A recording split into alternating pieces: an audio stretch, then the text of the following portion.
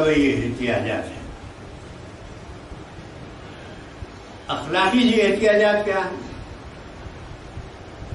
سب سے بڑی اور اہم احتیاط، سب سے بڑی اور اہم ضرورت ہدایت ہے. کیونکہ ہدایت کے بغیر اخلاقی زندگی ڈماڈول رہتی ہے.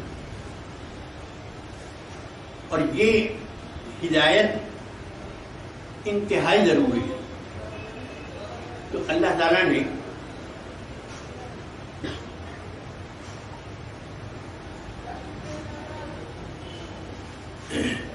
اس کا بھی انتظام فرمایا. وہ کیسے انتظام فرمایا؟ دنیا میں پہلے آدمی کو جو بھیجا، نبی بنا کر بھیجا، ہدایت دے کر بھیجا،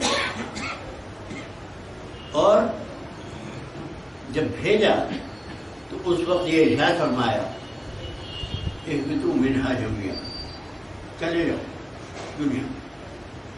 لیکن فإما یأتینکم منی ھدی، جب تمہارے پاس میری ہدایت آئے، فمن تبع ھدایا، اب میری ہدایت کی جو پیروی کرے گا، فلا خوف علیہم ولا هم یحزنون، تو اسے کسی بات کا ڈر نہیں ہوگا، اسے کوئی غم نہیں ہوگا، کوئی پریشانی نہیں ہوگی، بلکہ وہ بے خوف و خطر زندگی بسر کرے. اخلاقی زندگی میں ہدایت کی جو اہمیت ہے اس بات سے کہ ہمیں کیسے معلوم ہو کہ کون سا کام اچھا ہے، کون سا کام برا ہے.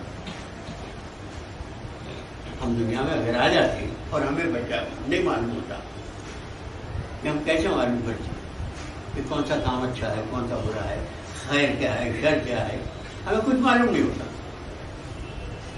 تو اس لیے اللہ تعالیٰ نے ہدایت کے لیے سلسلہ نبوت کو جاری فرمایا. انبیاء کرام آتے تھے، معلم بنا کر بھیجے گئے. کون؟ انبیاء کرام. انبیاء کرام جو تعلیم دیتے تھے، کوئی نبی فزکس پڑھانے نہیں آیا، کوئی نبی کیمسٹری پڑھانے نہیں آیا، کوئی میتھمیٹکس پڑھانے نہیں آیا. تو پھر وہ معلم کیسے بنے؟ کیا تعلیم تھی ان کی؟ وہ کس چیز کی تعلیم دینے آتے؟ وہ اخلاق کی تعلیم دینے آتے. جیسا کہ رسول اکرم صلی اللہ علیہ وسلم نے فرمایا وہ استو معلمہ، وہ استو لیتمم مکارم الاخلاق. وہ اخلاق ہی کی تعلیم کے لیے ساری انبیاء کرام آئے، وہ ہدایت لے کر آئے. تو ہدایت اتنی اہم ہے، اس کی اہمیت کا آپ اندازہ اس بات سے لگا لیں. ہم لوگ نماز پڑھتے ہیں، نماز کی ہر رکعت میں سورہ فاتحہ تو لازمی ہے، وہ تو پڑھنا ہی پڑھنا ہے. اب سورہ فاتحہ میں ہماری حاجتیں ہیں نا، طبعی حاجات ہیں، اخلاقی حاجات ہیں، جو بھی ہماری حاجتیں ہیں، ہزاروں حاجتیں. ہم اپنی کوئی حاجت نہیں مانگتے اللہ تعالیٰ سے. مانگتے کیا ہیں؟ ہدایت مانگتے ہیں. اہدنا الصراط المستقیم. اب ہدایت کا اندازہ آپ اس سے لگا لیجیے، اس کی اہمیت کا. کیونکہ اخلاقی زندگی کے لیے ہدایت مسٹ ہے. اگر ہدایت نہ ملے تو اخلاق نہیں سمجھ سکتے. ایک بات اور عرض کرتی ہوں، جو انسان اخلاق باختہ ہوتا ہے، اخلاقیات سے عاری ہوتا ہے، تو ہم لوگ کیا کہتے ہیں اس کو؟ بے ہدا. یہ ہدا عربی کا لفظ ہے، بے ہدا. ہدایت کے ویڈیو سے بغیر ہدایت کے ہے. اب اردو میں اس کا املا کچھ اور ہو گیا، لیکن وہ سلسلہ اس لیے مکمل کر دیا گیا کہ جب انسان زندگی کی نزاکتوں کو سمجھنے کے قابل ہو گیا، شعور انسانی اتنا مکمل ہو گیا کہ وہ زندگی کی حقیقتوں کو اس کی جزیات کے ساتھ سمجھ سکے، تو اللہ تعالیٰ نے اپنا دین مکمل کر دیا، دین مکمل کر دیا۔ اب جب دین مکمل ہو گیا تو اب نبی کی کیا ضرورت ہے؟ پھر اس آخری نبی پر اب کوئی نبی آنے والا نہیں، اس آخری نبی پر جو کتاب نازل ہوئی اس کی حفاظت کا ایسا جتن کیا گیا کہ آج پوری دنیا حیران ہے، پوری دنیا حیران ہے کہ اس کی حفاظت کا کیسا انتظام ہوا ہے۔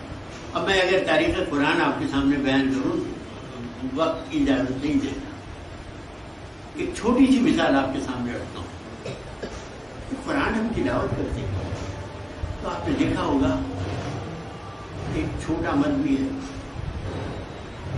اور ایک مد ذرا اس سے بڑا ہے اور ایک اور ذرا موٹا ہوتا ہے۔ یہ کیا ہے؟ کیا چیز ہے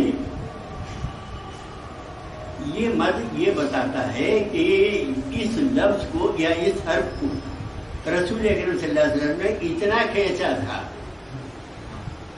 اور ذرا اس سے بڑا ہے تو حضور نے اتنا کھینچا تھا، اور اس سے بڑا ہے تو حضور نے اس حرف کو اتنا کھینچ کے پڑھا تھا۔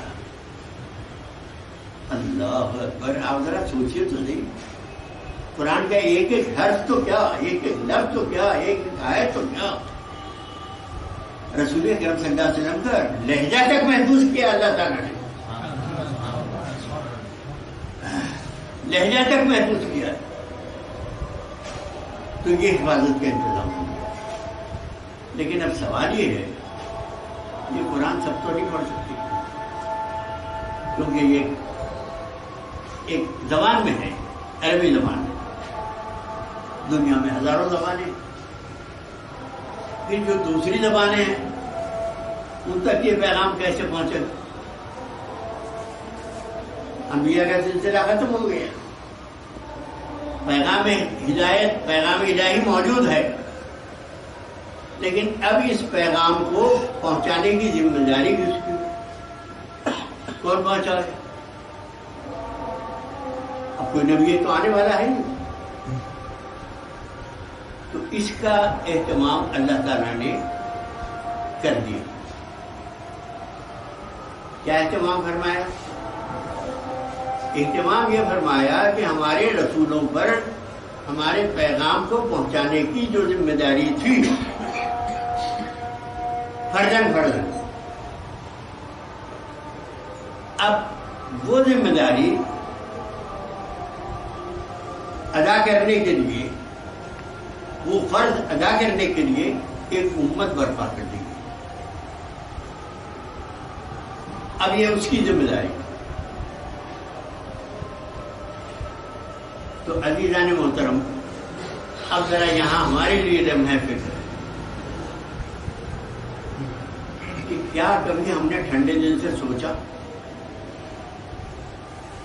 کہ یہ رسولوں کی جو ذمہ داری ہم پر عائد کی گئی ہے اس کو ہم نے کہاں تک ادا کیا یا کہاں تک ادا کر رہے ہیں؟ اس سلسلے میں اللہ تعالیٰ نے صاف ارشاد فرمایا، وَلْتَكُن مِّنكُمْ أُمَّةٌ يَدْعُونَ إِلَى الْخَيْرِ وَيَأْمُرُونَ بِالْمَعْرُوفِ وَيَنْهَوْنَ عَنِ الْمُنكَرِ، کہ تمہیں اس کے عزیزان محترم یہاں اس کے دو ترجمے کر دیتے ہیں ہماری مفسرین نے، مترجمین نے اس آیت کے دو ترجمے کر دیے۔ ایک ترجمہ تو یہ ہے کہ تم میں ایک جماعت ہونی چاہیے جو دعوت الی الخیر کا کام کرتی رہے۔ دیکھیے ہدایت کا سلسلہ جو چل رہا ہے انبیاء سے گزر کر اب وہ بات سبحان اللہ سبحان اللہ سبحان اللہ سبحان